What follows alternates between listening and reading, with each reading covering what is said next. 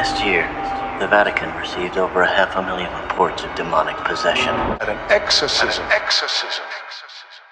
Lately I've been dealing with thoughts of a lost purpose. I'm nervous, but on the surface I'm cursed with these dark thoughts that's lurking.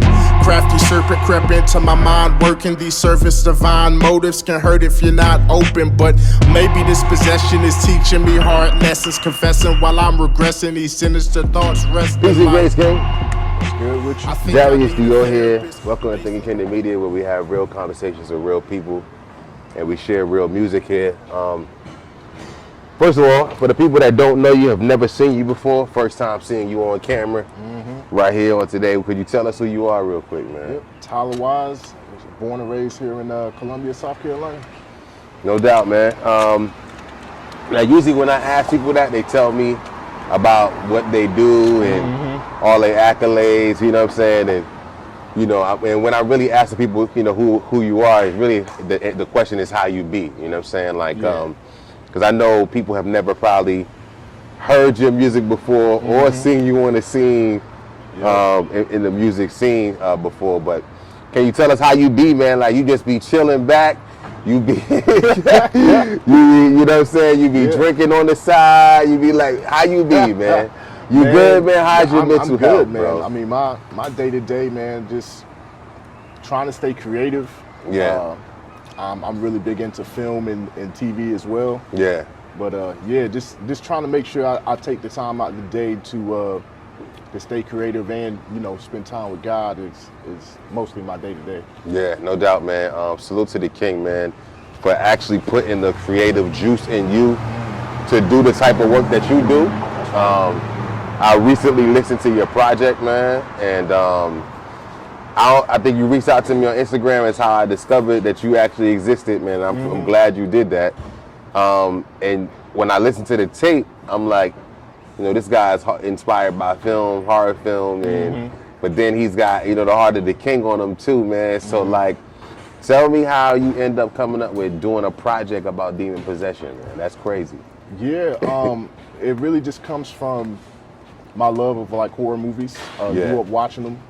And I always, if I said I was going to do music back in the day, I definitely wanted to incorporate film in some type of way. Right. And I think I gravitated towards horror because, again, that was one of my favorite genres. Right. And I was always interested in trying to merge the two. Right. Got you. So when you did these beats and they all original, you know what I'm saying? Like, was that the goal? That was, you know, was that the plan? Like, you planned to make sure that so we can't hear that kind of sound nowhere but on Tyler Wise album. Right, yeah. I actually went and found all the samples. All the samples are from 80s and 90s horror movies. Yeah. Oh wow. And so all of it is from that, with the exception of the instrumentals I had made originally.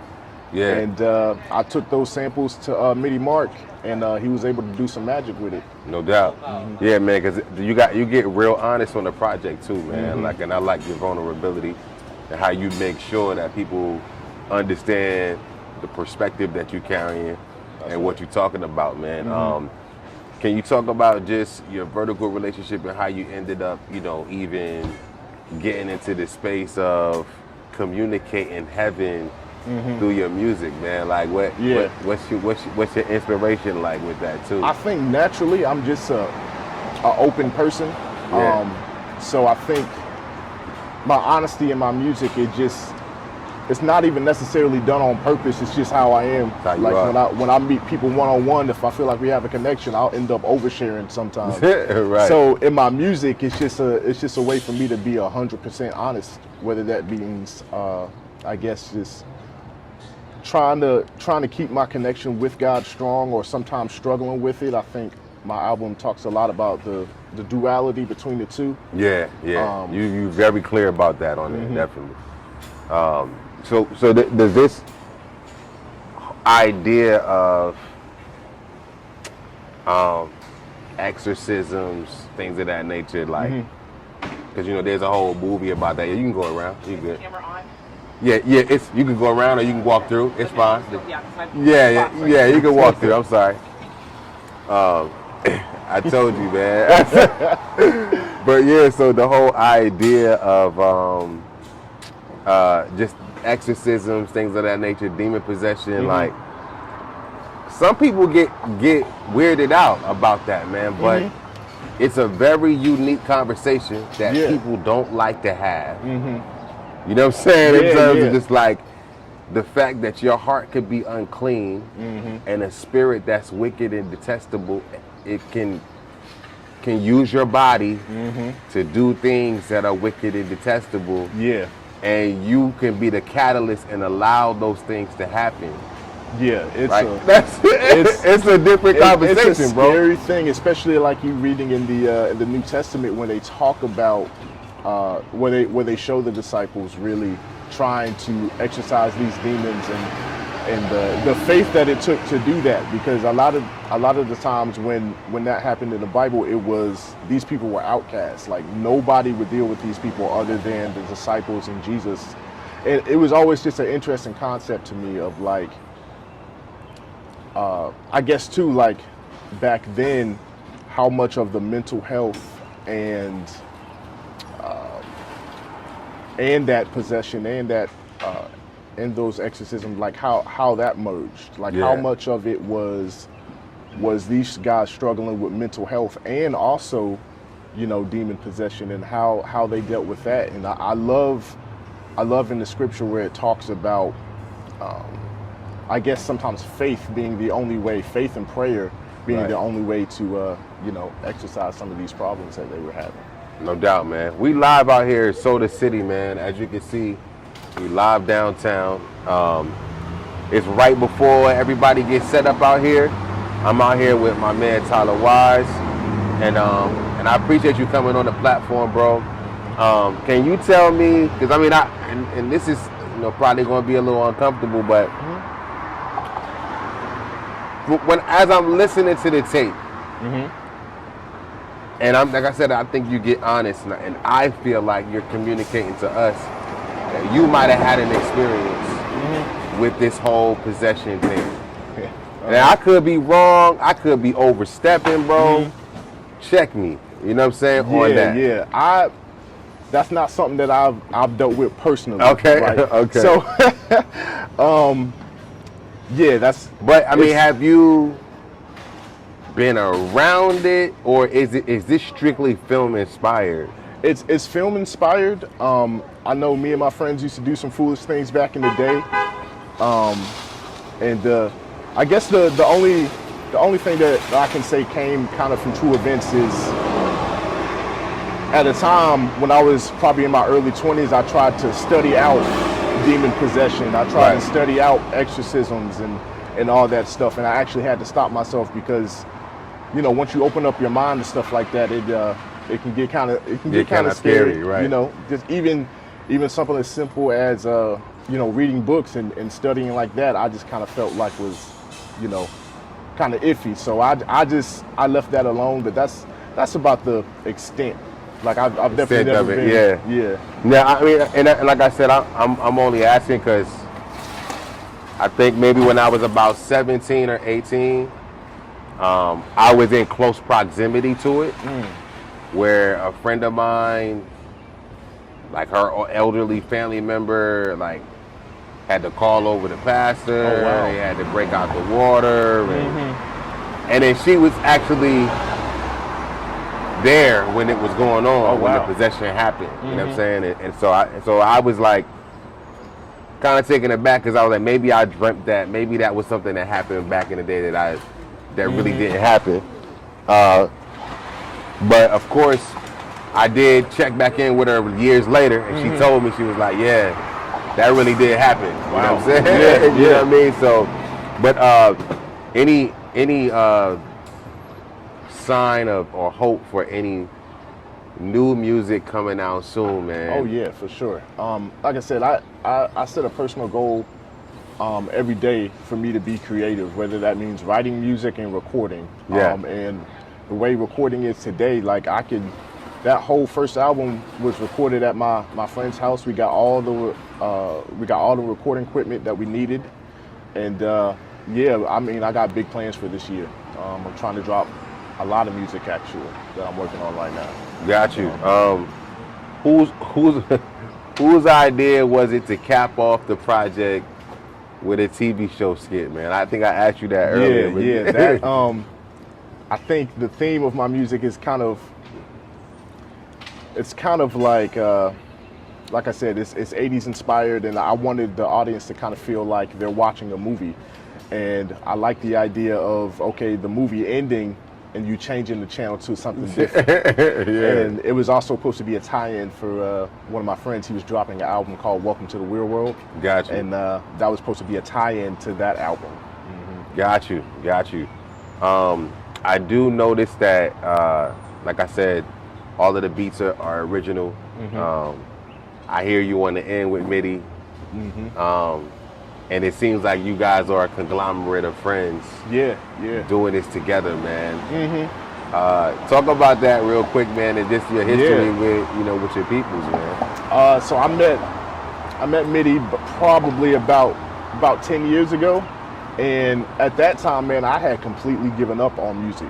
Like I was listening to a lot of the outside influences of the world telling me that it was like unrealistic for me to pursue my dreams, and kind of, like how people talk, like it's considered kind of childish to go after your dreams in some respects. Right, in some respect. Get a job. Right. Focus on that. Music is a hobby type of stuff. Right, so right. I met Markham, and I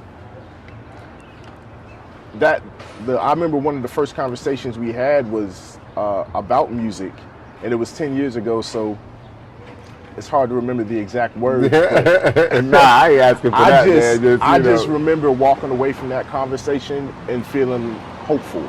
Right. Like, I had all these doubts, and when I walked away from that conversation, I was like, man, like, I could actually do this.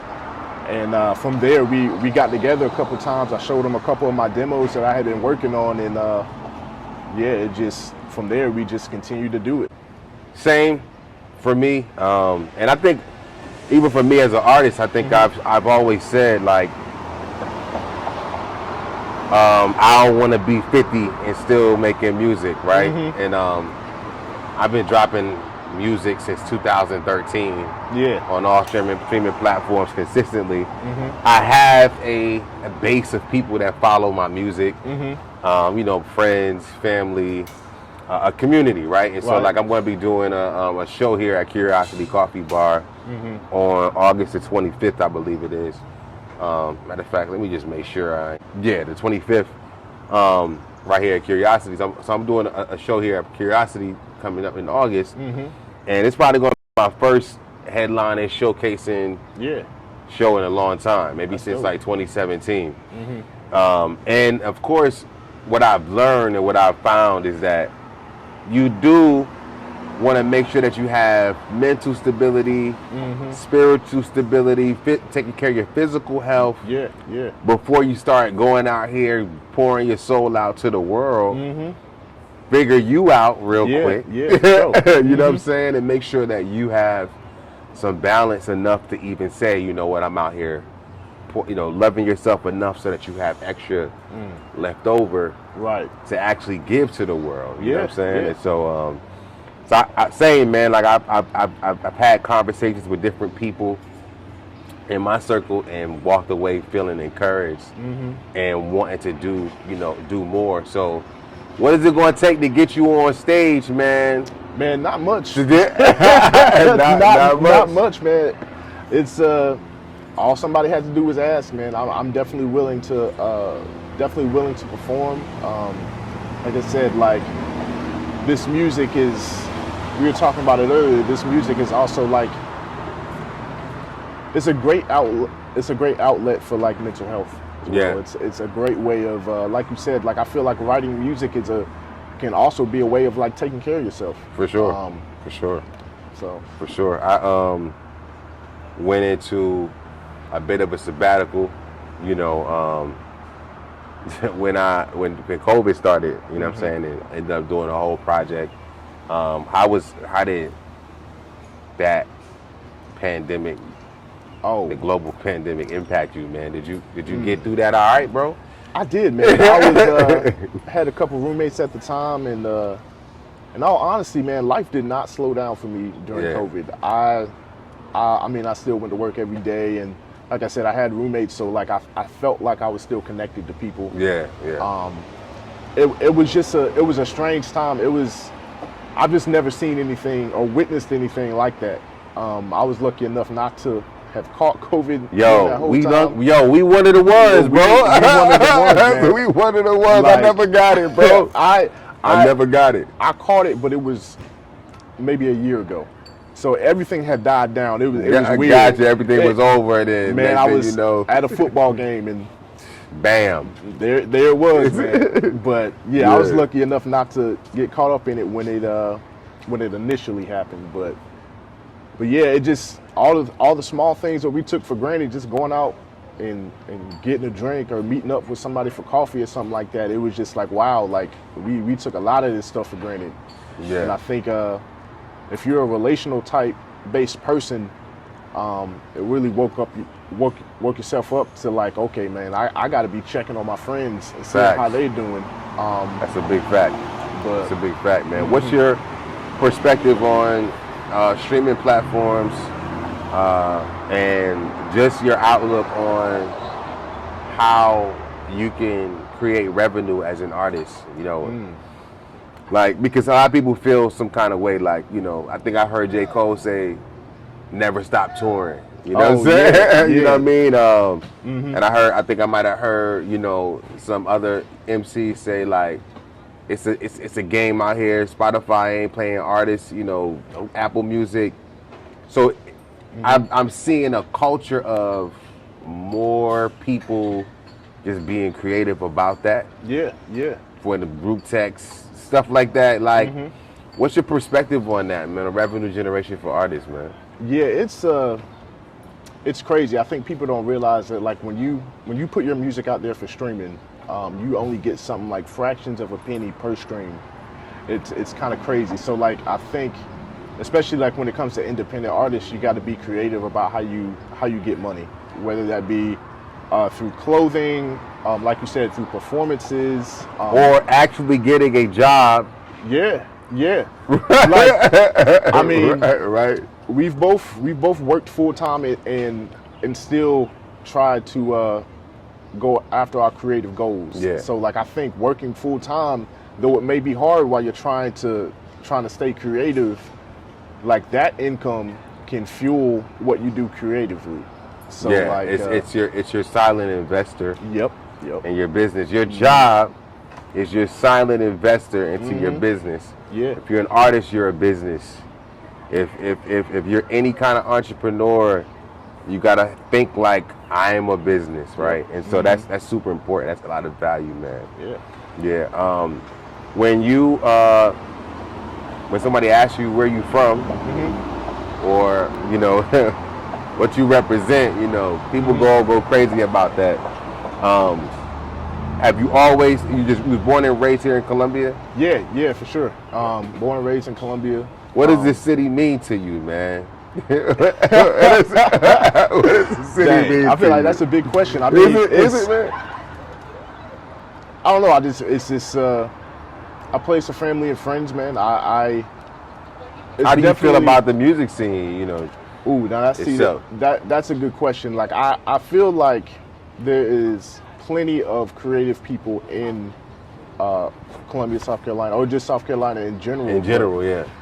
It's hard for those people to meet, and I think it's growing. It's getting to a point to where the creatives are actually meeting each other, but that network, for some reason, it's a lot slower in Columbia, South Carolina, or South Carolina in general. Right. You just have to be in those circles. You can go through. Yeah, you good. I'm sorry. Yeah. But yeah, you just have to be in those circles, and one thing that I've learned too, of like meeting the underground culture of hip hop in Columbia, is they're so welcoming. Yeah. Like I meet those guys, and they're looking for other creatives to bring into their circles. And, Yeah. you know, super easy to talk to, and like it's great when you find people that can relate to you through music. That's always a beautiful thing. Right, no doubt, man. If there was somebody that's consuming this content right now, and they wanted to support you, or they wanted, what you want us to do, man? Yeah. Just tell us what you want us to do, man. I think in a digital world, man, I think social media is important. I think we talked about this too. I think I look at like Instagram and Facebook. It's sort of like a business card, right? Yeah. You open up these sites and you get to see exactly like what the artist wants you to see, right? Yeah. So yeah, I think for me, like streaming my music would be a big help. Sharing it on Instagram would be a big help, and really just reaching out. I've had a lot of people reach out through my Instagram. I've met a lot of great people through Instagram. Right. What do you actually produce? I don't. I'm learning how to produce. Okay. Yeah. I'm excited. I'm excited to learn how to produce too. It's a new thing. Got you. For me. I just got a SP404, and Listen, man, I produced my first record, man. It's called The Sound. It's on all streaming platforms right now. My son got me on Serato Studio, and I produced a joint, man. And I put it out right away. So, but yeah, man, any other, before you let us go, man, any other value or anything that you want us to do, or any information that you want, what you want us to, I know you done told us what you want us to do. Follow my brother Tyler Wise on all streaming platforms, but what do you want us to know, man? What you want to tell us, man? Yeah, I guess just be honest. Be honest with your way of creating, whether that be through music, whether that be through film, whether that be through journalism. Like, I feel like when people look at your goals and what you put out there in the world, I feel like people should be able to tell who you are by what you put out. So I would just say, just be 100% honest with yourself the people. first. With yourself first, like you said. If you're not honest with yourself, you can't be honest with others. Right. Can't be honest with us if you're not honest with you. Right. Yeah, I love to see that honesty. I love to see that vulnerability. So yeah, no doubt, man. Tyler Wise, I appreciate you, King. Yep. Salute to everybody that came through, man. And make sure you subscribe to the YouTube channel. Follow us on Instagram, Thinking Kingdom. Make sure you follow Thinking Kingdom Media on YouTube. It's Darius to your head. We out. Peace, King. Salute.